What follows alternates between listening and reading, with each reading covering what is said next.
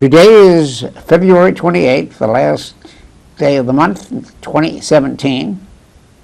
I am Robert Whaley, historian, retired at Ohio University, and we're going to have a discussion with Dave DeWitt of the Athens News.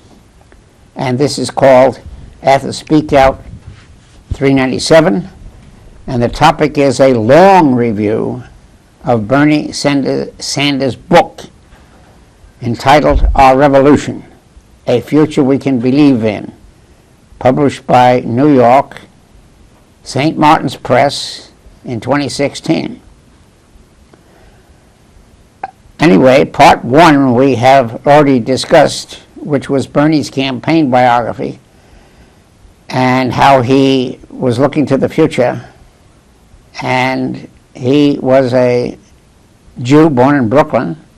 His parents left in Poland in 1921 when Poland was fighting the Soviet Union. And Bernie was raised in downtown Brooklyn, and his father became a middle-class paint salesman. And in conclusion, then, we are getting into part two, and I would like to summarize the look at the Congress. USA Today published a look at the 115th Congress on the 15th of February 2017. The results in the House of Representatives were 193 Democrats, 239 Republicans, and 3 seats are open. The results in the Senate: 46 Democrats, 52 Republicans, and 2 independents who vote with the Republicans in the Republican caucus. And the USA also gave results among those with their religious affiliations. And in the House, there were 238 Protestants, 144 Catholics, 22 Jews, 9 others, 7 Mormons, 5 Orthodox Christians, and 7 do not vote. The results in the Senate were 52 Protestants, 24 Catholics, 8 Jews, 6 Mormons, 1 Buddhist, and 3 no answer. According to race, the results in the House were 133 whites, 33 Latinos, 46 blacks, 12 Asians, and 4 others. The results on the race in Senate are 90 whites, 4 Latinos, 3 blacks, and 3 Asians. And as a Democrat, I campaigned for Bernie Sanders from July 2015 in the Democratic primary up to July 2016 when the Philadelphia convention closed. So that was what we did in part one. Do you have any questions or comments about part one, or do you want to get into? I think in part one we talked about Bernie Sanders' biography as far as his youth and childhood and early adulthood and his enter into Vermont politics at the city level as mayor and some of his efforts as mayor of Burlington, Vermont. And so we covered that, and we got basically all the way up until the point where he was launching his presidential bid. And in part two, we'll talk about his agenda for a new America. And that agenda says, Agenda for a New America, how we transform our country. Now, I think that part two title is a better title for the whole book. The book has a kind of a open-ended thing about how we can revolutionize our country and how we can have a better American. And I don't like the word revolution, and I don't like our revolution, and I don't like a better future. Those are very vague. But a new agenda for a new America, how we can transform our country, is kind of down to earth. So part 2 then has a list of 10 chapters. And I'll give you the titles of those 10 chapters. Defining the Oligarchy, The Decline of the Middle Class, Chapter 2. Chapter 3, Ending the Rigged Economy. And I'm going to try and discuss that in great detail because I think this is the best of Bernie's chapters. Chapter 4 is Health Care for All. Chapter 5 is Making Higher Education Affordable. Chapter 6 was Campaigning for Climate Change. In the long run, that's the most important. But unfortunately, the voters can only think ahead 2 years. And climate change is a problem of 30 or 40 years. And it may catch up to us before anybody can reform the system. Chapter 7 is the real criminal justice reform. Chapter 8 is immigration reform now. And that's going to be the most controversial topic in the Trump campaign. They are going to have to, that is, both the Democrats and the Republicans are going to have to come up with a new so-called comprehensive immigration bill, and that's up for grabs. Anyway, Chapter 9 is protecting our most vulnerable, and Chapter 10 is the corporate media, a threat of our democracy.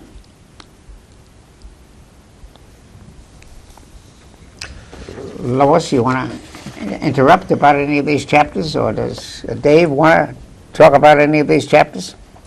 It sounds like the agenda is pretty well laid out, and so it'll be interesting to hear what you gentlemen have to say about Sanders. Okay, so I will continue on this little discussion of the title. As one reads Bernie's memoir, An Agenda for the Future, it becomes clear that Bernie acquired at the University of Chicago his best talents in the field of economics. He is a weak thinker in history because he confuses that he knew little about geography, or he confesses he knew little about geography. And in my mind, geography and history are closely related. And in this confession, in the first place, he confided to the world that the first time he went to Chicago by airplane was when he flew there to register as a freshman at the University of Chicago. In the second place, as a campaigner, Bernie knows that the major turning points in American experience, such as the Civil War, the rise of Hitler, and the Russian Revolution. However, he gradually learned on the job of campaigning for president from July 2015 to July 2016 that most politicians think in terms of days and weeks and months. And in time, a statesman who gets into office can connect his own generation to the greatest presidents, namely George Washington, Abraham Lincoln, and Franklin D. Roosevelt. So history and geography are intimately tied together. And Vermont's Bernie Sanders in Chapter 1 says, in defining our oligarchy, the first paragraph defines democracy as one person,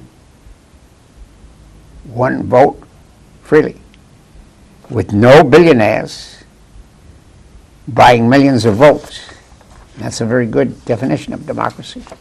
I would like to ask one geographic question of you, and that is, how did a man who grew up in Brooklyn, New York, who went to the University of Chicago for his early education, higher education, how did he wind up in Vermont? Okay, well, the important thing is the fact that his father never went to high school. His father never wanted anybody to go to college. His father was a very modest paint salesman. But Bernie had an older brother by the name of Larry.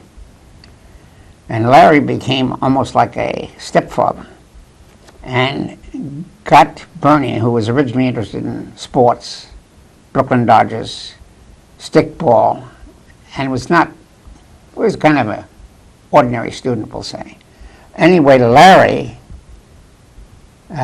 encouraged, well, he got a degree in health science, and he was advanced. And Bernie started out in Brooklyn College. He went 1 year to Brooklyn College.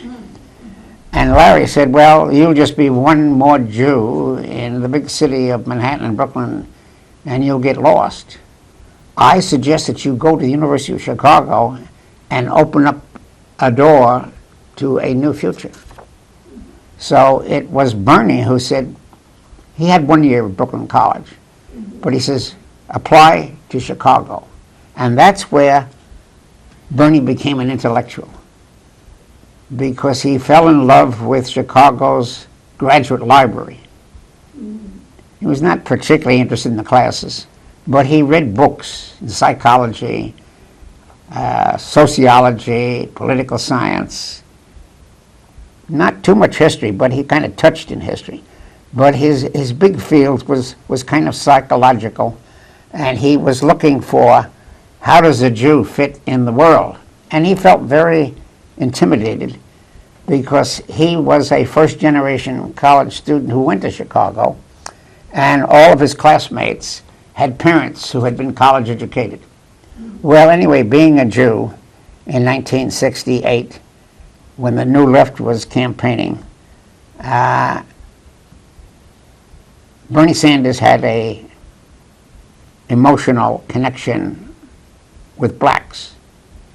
And he went all the way to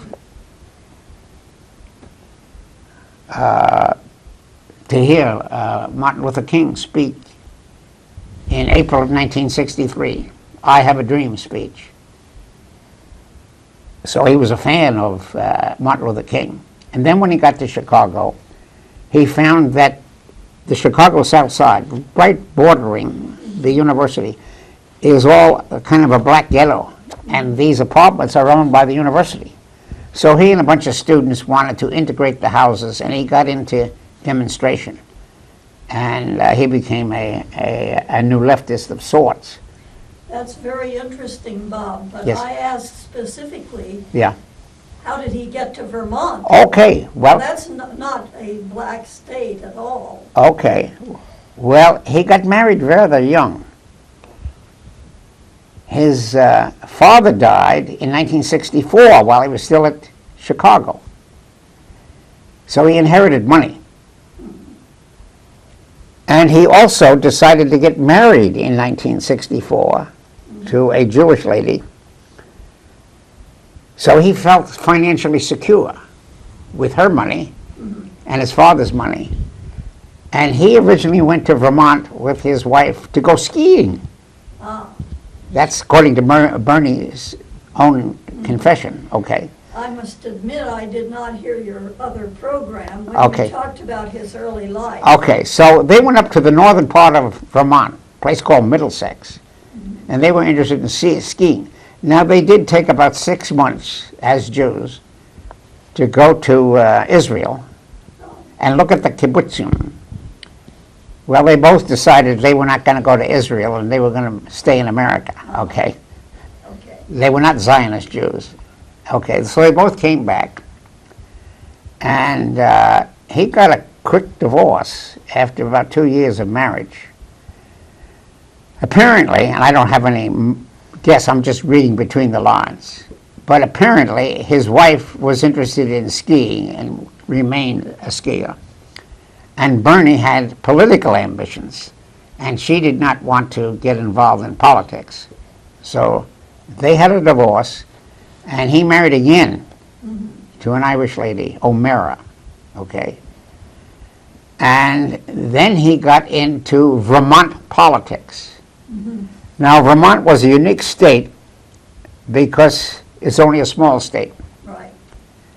And the way they set it up is that there were 4 national offices, 1 in the House of Representatives, 2 senators, and let's see, 1 House, 2 senators, and the governor.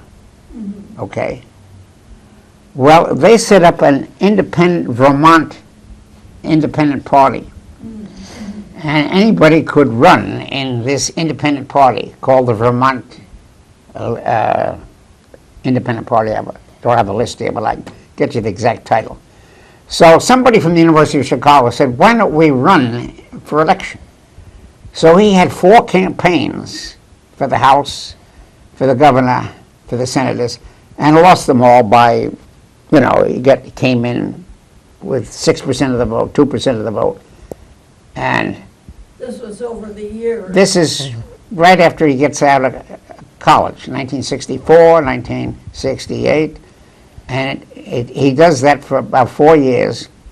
And then he meets professor at the University of Vermont, Jewish, who had an established tenure. Okay. And he says, the professor says to Bernie, he says, I've been following your campaign. He said, I suggest that you run as an independent socialist for House of Representatives. And I've been watching the polls. So he put a little money in the campaign, and he ran for the House, and he ran for mayor of Burlington. Before you get in the House, you have to be mayor of Burlington. You have to have some political Right. experience. So he got a lot of, Yeah. so he got a lot of volunteers, including his wife and 4 kids. The kids came from the first marriage, apparently. They were stepkids. And then 1 natural from the second wife. And these 5 kids became his campaign team. And they were enthusiastic about going in to become the independent mayor of Burlington. So he's campaigning as a independent. But everybody knew that he was also a socialist. He just vaguely said he was Jewish and a socialist. But he didn't say much about what kind of a Jew he was or what kind of a socialist was. And there's only one comment in the whole book about Eugene Debs. He's the only socialist he met. He doesn't quote Marx. He doesn't quote Lenin or any of that. He just leaves that. He's just an independent socialist running for mayor. And he got elected with a lot of work, a lot of volunteers, and he became the mayor of Burlington. But he only won by 6 votes in his first try. Wow. And then he had a fight with the city council, because the city council was all opposed to him. And they were running against him in the next election. And the media said, well, let's get rid of this guy. But he and his volunteers started campaigning on the issues. Lake Champlain was polluted. There was a lower class section where there was crime, okay? And he got the endorsement of the police association. He believed in a police union. So the police union endorsed him. And the environmentalists who wanted to clean up the lake endorsed him. But these were all independents who voted for this Vermont Independent Party. And some of them were socialists and some of them were left-wing Democrats. And he got elected as an independent mayor of Burlington with some socialist inclinations, okay? It sounds like he did some successful coalition building there. Successful with coalition building. the police unions and the They environmentalists worked- bringing different they worked interests in together. 4 below zero weather. So it was hard work and persistence. Well, I think it'll be interesting to hear what David has to say about this early experience of Sanders. Well, I think it's instructive as far as being an independent.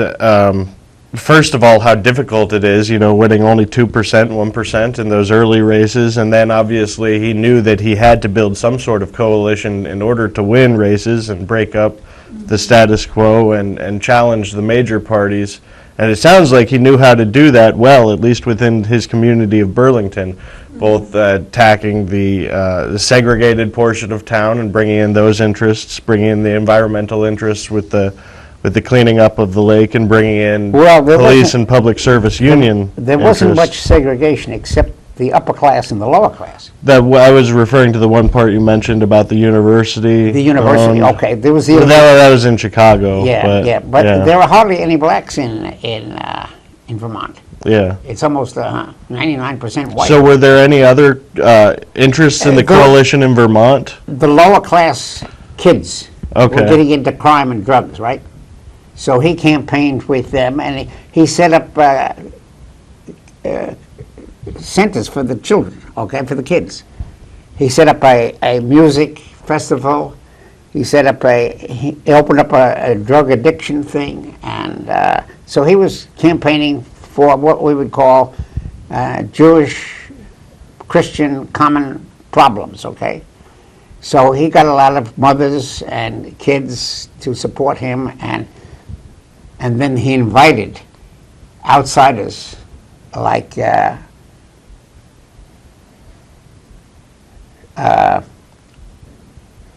MIT's Noam Chomsky. Oh, He yeah. invited Studs Terkel from Chicago, and they had big musical festivals. It had a huge audience. So that gave him national publicity. And then eventually he got prizes. And he got a prize from the UN as having the best public housing of any city in the United States. Right, yeah. So he built up, from hard work, he built up a media thing, okay? So then he went into the House, and then he went into the Senate, and he got elected Senate while he was thinking of the success of this independent party. Lois, is that enough on this? Well, I think that now that you mention the Senate, that's where you're beginning. That's really part two, this yep. time. Yeah. Right. I'm sorry I sort of led you down That's all right. Oh. his You ancient clarified. past. So this first chapter is defining the oligarchy, and he's talking about what I call plutocracy. Namely, he's campaigning for in the Democratic Party, and when he got elected to the House first, he had to be seated in the House of Representatives in order to get committee assignments. So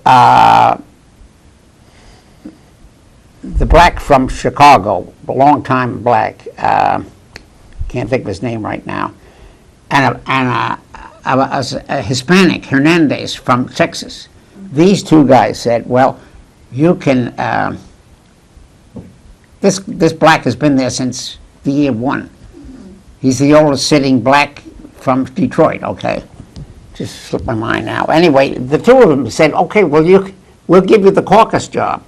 You can sit as in the committee, but you have to register as an independent. You can't put socialists down there. So he became an independent who caucused with the Democrats. Okay.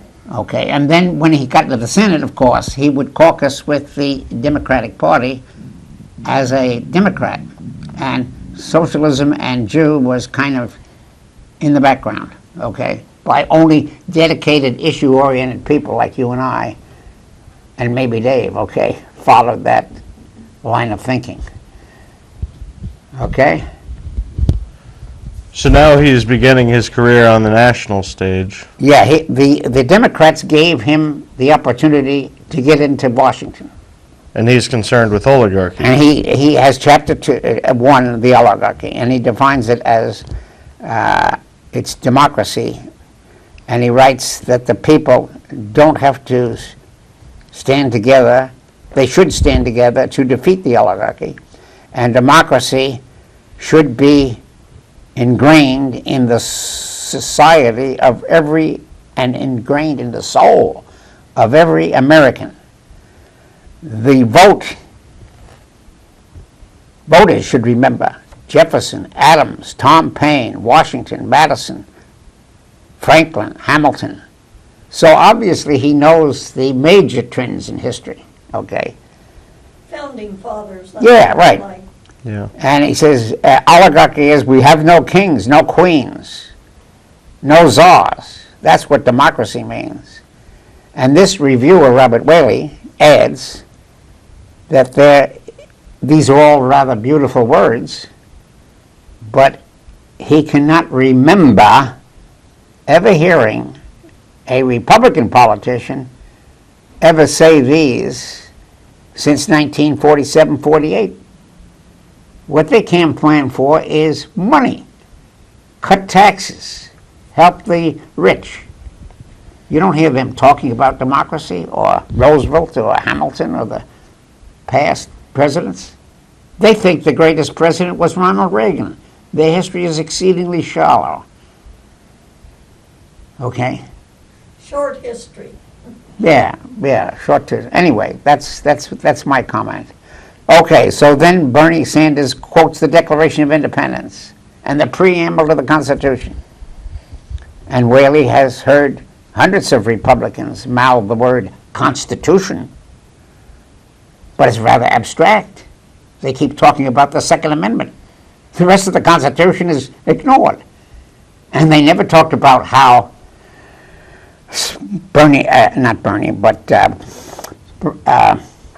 Lyndon Johnson and Richard Nixon got into the unwinnable war in Vietnam. That was never explained by the Republicans. And how George W. Bush got into Iraq wars. So they are imperial presidents, but they don't want to talk about imperialism. They don't want to talk about the truth. They don't want to talk about the oligarchy. So Bernie is leaning kind of to the left. Okay? Sounds pretty revolutionary to me. Well, he says this Revolution. our revolution means that I can't do it alone. I got to have a huge number of kids and young people contribute personal campaigns. And he had a revolutionary campaign strategy. He didn't take any money from PACs, and that's how he defeated Hillary, through the argument of the average contribution to my campaign is $27. So as he campaigned around the states, he kept campaigning for money. Say, send me a contribution. Even if Lots it's of people sent him contributions. and I sent him They did. $50 one time, and I sent him another $50, helping to keep him going. So I was one of his millions of contributors. Well, that's how he financed the campaign. Right. And he is a true Democrat. And he used to fight with Hillary. Hillary used to talk about issues. And Bernie would always come back to democracy. But do you believe in democracy? And Hillary was... I would like to hear David talk a little bit more about his Senate, his time in the Senate, because he was obviously in the Senate quite a long time. He was, and his early career, I believe, do you have the date there? He got there in around 1990, I believe you said earlier. Yeah, he got around there and I think it was in 2004. It took him all of that time to run for president. When he first, did he run in 2004? Well, he was thinking about it, Oh, okay. okay? I know that by that time, during the Well, he George was W. thinking- Bush administration is Right. when he came on He was as thinking about that with his campaign a team. pundit on MSNBC and other networks, Yeah, he was and really being began to interviewed. make his name for himself as a democratic socialist, right, he as was thinking, left-wing, anti-war, Right. anti-oligarchical. Yeah, he voted. This was where he got an issue. David, what other things did he support as Well, a senator? His big things were he opposed the Iraq War, That's he about- opposed the Bush tax cuts. He was for campaign finance reform. He was always big on that issue, and I think it leads to why he only took those small donations during his campaign, is because he saw that the biggest threat to democracy is the buying and selling of politicians via campaign donations. And he supports what we support in democracy over corporations, the repeal of the Supreme Court decision, Citizens United versus FCC, or Yeah. FEC, Federal Election Commission. That was a 2010, Right. that was a 2010 decision. And Hillary- You followed that, David? Oh, yeah. The Citizens United decision, yeah, I followed it when it came out, when it happened at the time.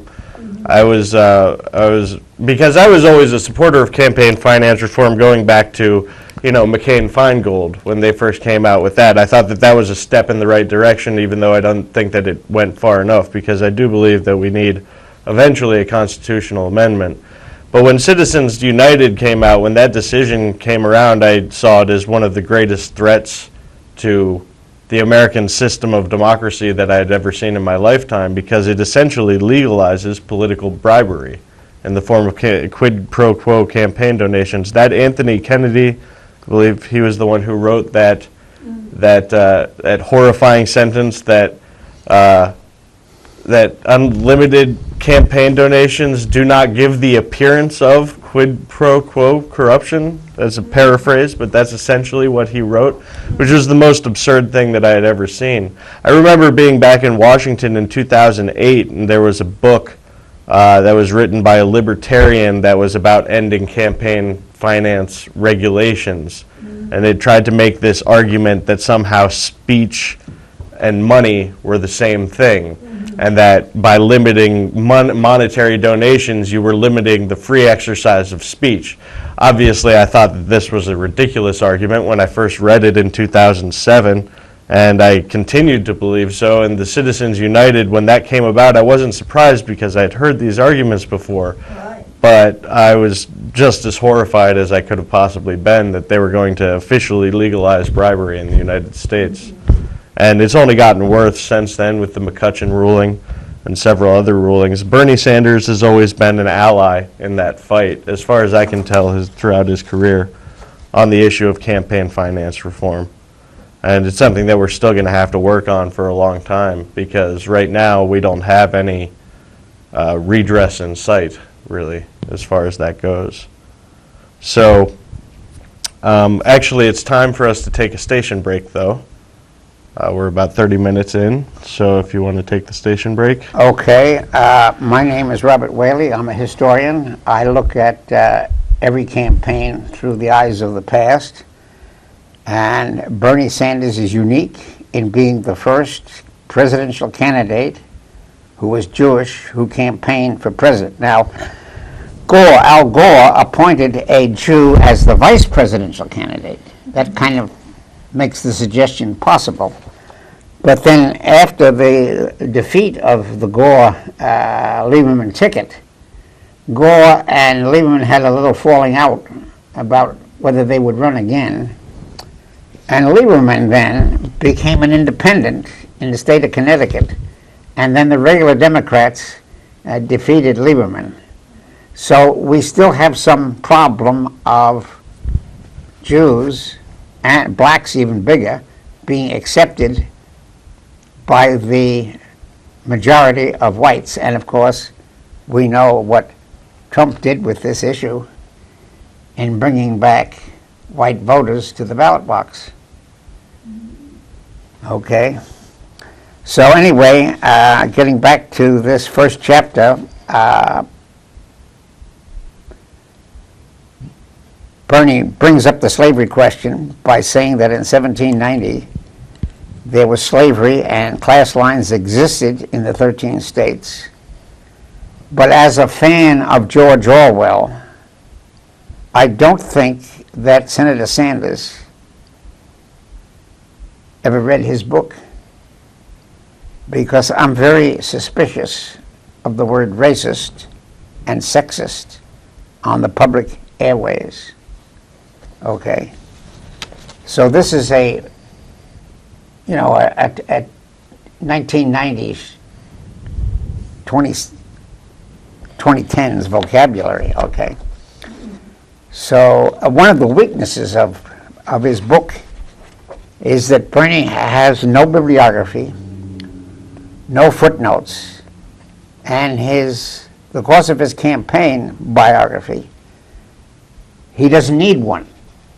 But I'm criticizing this agenda for the future. This agenda could be done again in a second edition for the Democratic strategy in 2018, 2020, in order to defeat Trump. That's what I'm talking about about this agenda. The agenda is good, but it's a little bit too idealistic. Anyway, Bernie does quote Abraham Lincoln's Gettysburg Address, government of the people, by the people, for the people, shall not perish from the earth. And after the Civil War, Lincoln and the U.S. Congress freed the slaves by the 13th Amendment, gave them citizenship by the 14th Amendment, and black men given the right to vote on the 15th Amendment. And I add that since the Nixon administration, the Congress and the southern state governments, parties running in the South, and the Supreme Court have gradually stopped enforcing the 14th and 15th Amendments in practice. And that's where the Supreme Court is. They are collaborating with the basis of the Republican Party. And that had to do with the selling out of Reconstruction, too, I would Correct. argue, with the 1876 election, where the Well, Republicans agreed that in order to retain the presidency and Yeah. get Rutherford B. Hayes in, Right. they would pull the Union troops Right. out of the South, and they would stop enforcing a lot of the laws that were giving black voters access to the polls. Right. And by doing so, we saw an enormous drop-off of black representatives Right. who were being elected to office. We saw the introduction of Jim Crow laws and segregation Right. and poll taxes and things like that that would suppress the minority vote in the South for another century, essentially. No, it was a half a century. Well, until I would argue until the Voting Rights Act of '65. Wait a minute. We have to look at 1890. We have to look at the Progressive Era. The Reconstruction era comes to an end in 1890. Yeah. Teddy Roosevelt, Woodrow Wilson will open up a new ball game. Mm-hmm. And that's why Bernie prefers progressive. Oh yeah, I understand why. So he would prefer what I'm progressive. saying is democracy has had advance under Lincoln, then it had a retreat under Reconstruction, as you point out. Right. But Reconstruction comes to an end because we have a new industrial America in 1898. We got the penny press, we got the Hearst press, we got the trust busters. We also have, the rise of the Gilded Age and the Right. robber barons The of robber the barons, okay. late 19th century. So Teddy Roosevelt and Woodrow Wilson both are removed to the left, Right, they were progressive Republicans. and Democrats. Yeah, Okay, From 1900, Right. basically. Well, 1901 was when Theodore Roosevelt accidentally Yeah, and the great became president accomplishment because of Teddy Roosevelt right. assassination. is two accomplishments. He busts up the Standard Oil Trust, Supreme Court decision in 1911. And the second most important thing that Teddy Roosevelt did, and that gets back to the present Supreme Court, is that he collaborated with the Democrats and passed the Tillman Act in 1907, which prohibited corporations from giving money to candidates. Mm-hmm. And now the Supreme Court has got around this by creating these PACs. No, you can't give bribe money directly to the candidate, but you can set up an artificial thing called the PACs. Right. And the PACs then, Just political action committees. yeah, they can have the Koch brothers and Yeah, Adelson they and all create these all people. their super PACs. Yeah, that's where the plutocracy grows again. So America's had a roller coaster ride. Democracy up, democracy down, democracy up again. Okay, so I'm just saying we have a 20, 30-year cycle, and we can't ignore the progressive era. Right. Oh, Okay, good. but it was Citizens United, which essentially repealed that 1970. Yeah, right. Yeah. That's reactionary. Yeah, 100 years later, Right. they rolled So then we back. have the civil rights era, and that came out of Adolf Hitler. Adolf Hitler opened up the problem of American racism because the Supreme Court under Roosevelt put Robert Jackson on the committee to prosecute war crimes. And they prosecuted Hitler's Nazis under law, under American law, okay? And the Nuremberg trials were based on a legal precedent, okay? The British, the French, and the Americans all believed in law, international law. And human rights. And Eleanor Roosevelt Right. helped Right. write Fine. the Fine. human rights laws Right. internationally. Okay. In any case, they exposed Adolf Hitler's Nazism as racist. And then we had a famous book written by a Norwegian, The American Dilemma. And the Nazis themselves asked the prosecutors, hey, you don't like what we do to Jews? What are you guys doing in the southern United States? Right. So the race question in Europe has an impact on the race question in the United States.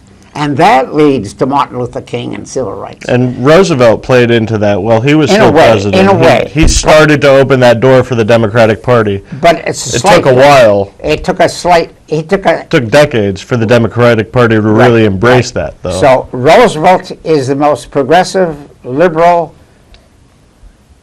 president we ever had and probably ever will have at this time, unless Bernie Sanders and socialism makes a huge gain in the next 30 years. But as of now, Roosevelt was the only one who was elected for 4 terms.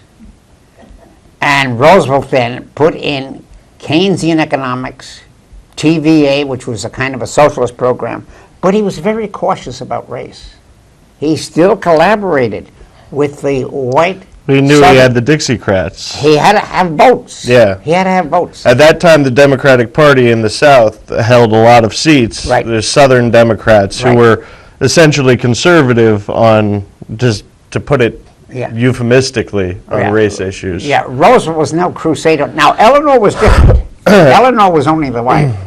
And Well, I would say that Franklin was a pragmatist, whereas Eleanor was much more of an idealist. absolutely, absolutely. And there was a famous Marian Anderson. Lois knows all about that.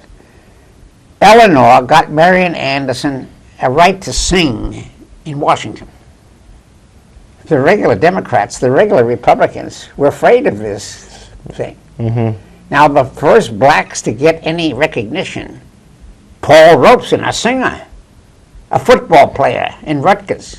And then they integrated baseball right after World War II, Branch Rickey. So the blacks had to climb up through Hollywood and sports to finally get recognition. So the civil rights campaign is a long, hard road up, right?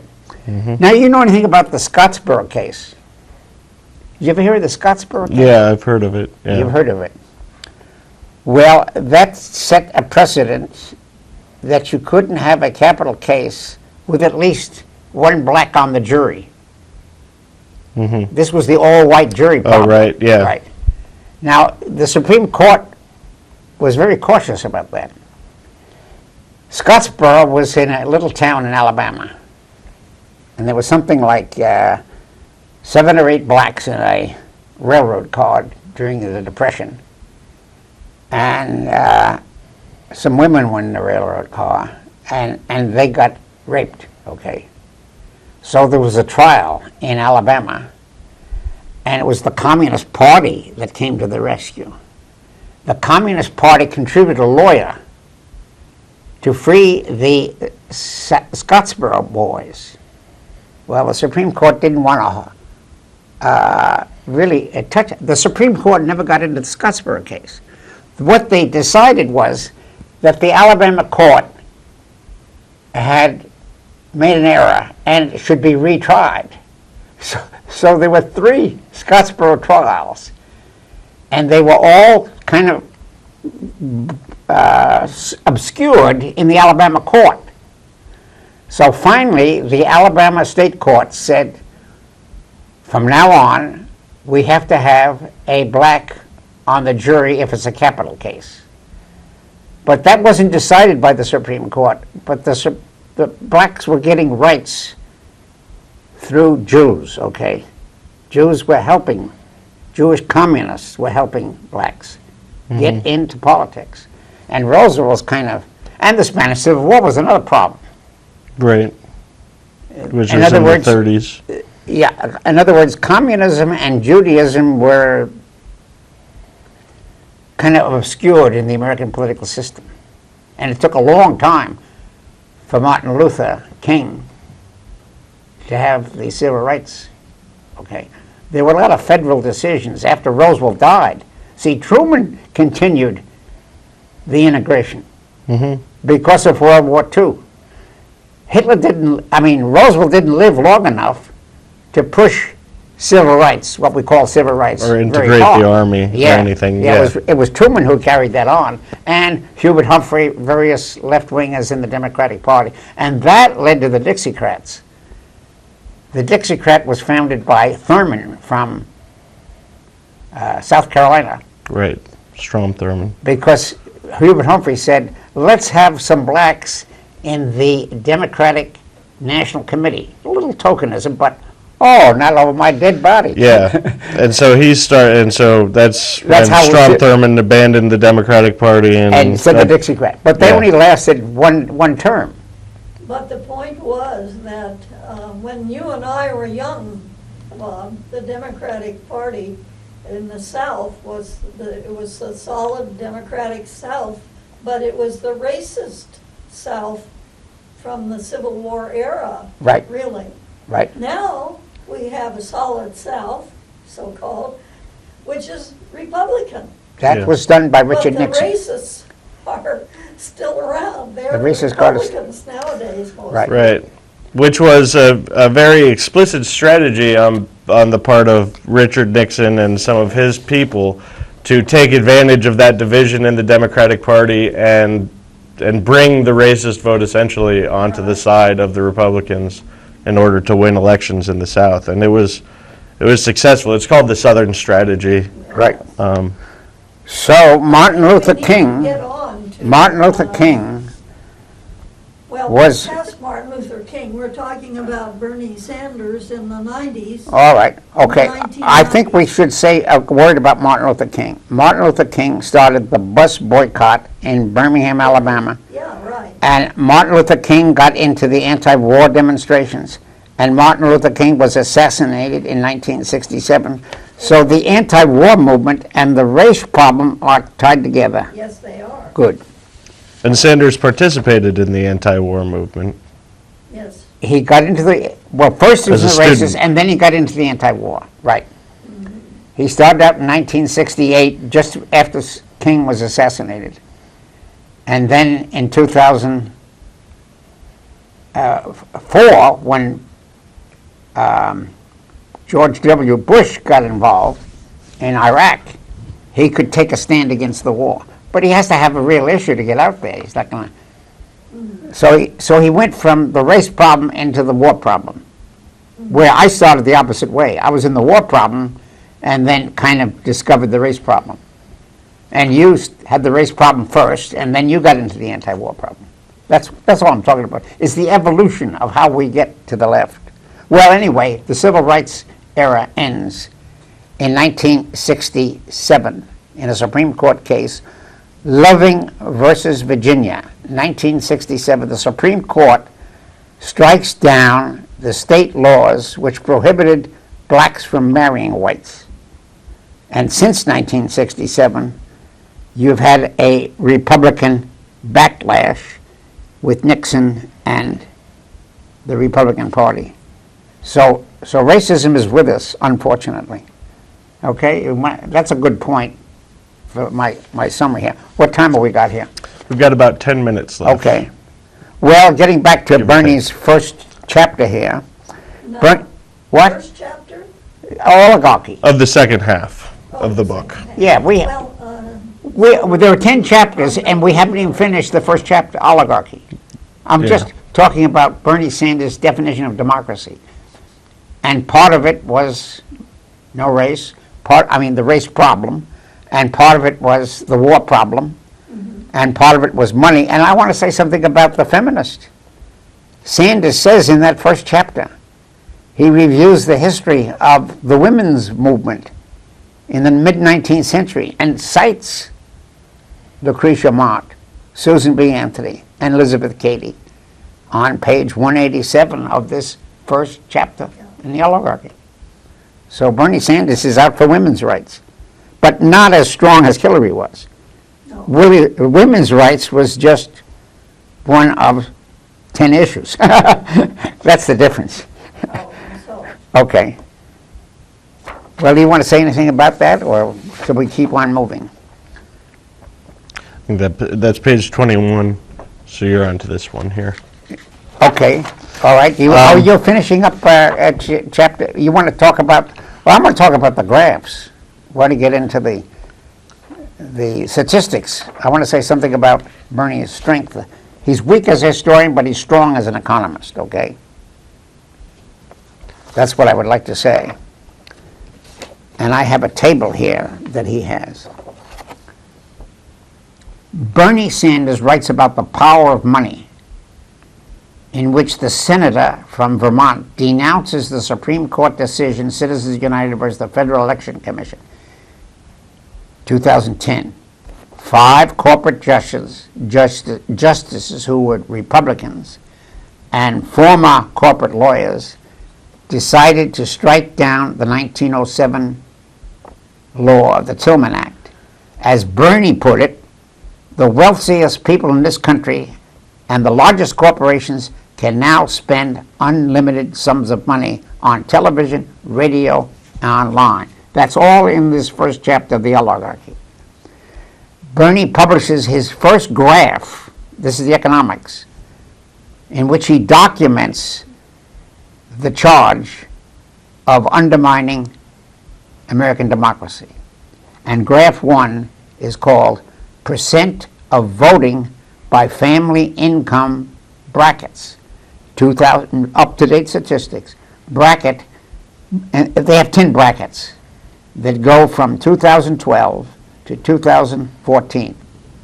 And the graph shows how these 10 brackets, their money, their income relates to how they take voting seriously.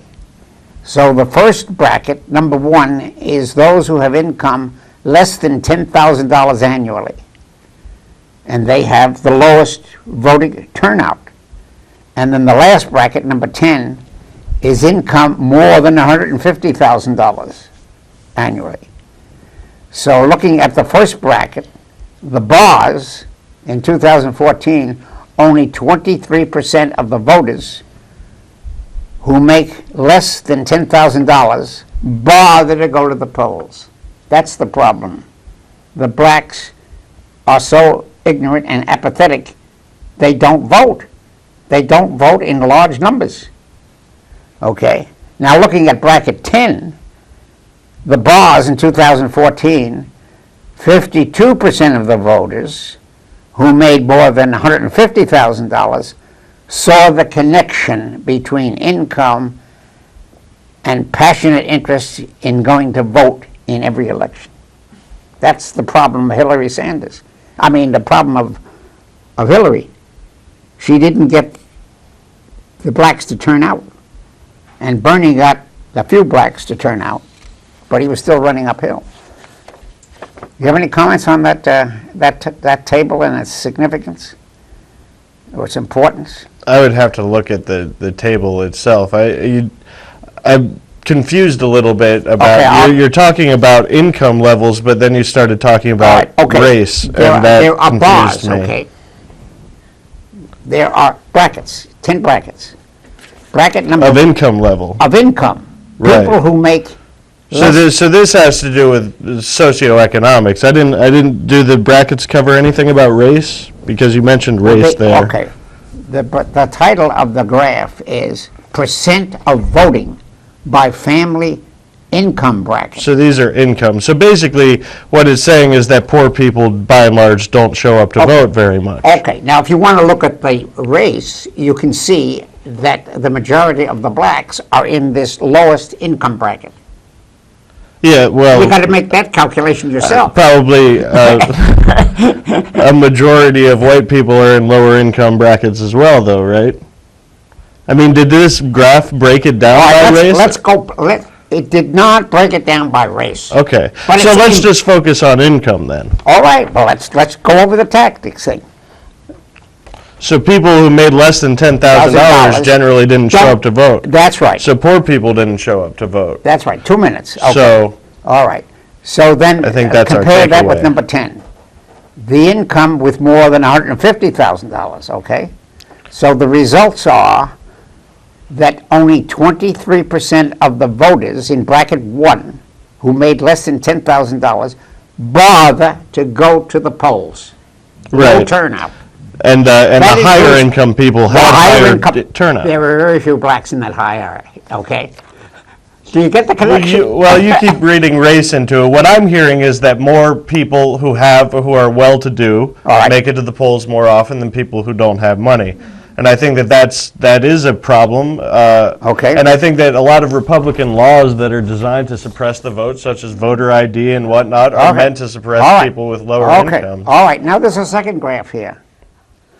He has the race problem. We probably only have about a Okay, minute. I'll just summarize this. We'll talk here Please, Bob. next time. Whites, Asian Americans, Latinos, and blacks. That's the table you want to look at, and we'll stop there. And that has to do with voting time. So we'll take this up next week. Okay, All right. Thank you, Professor. thank you very much.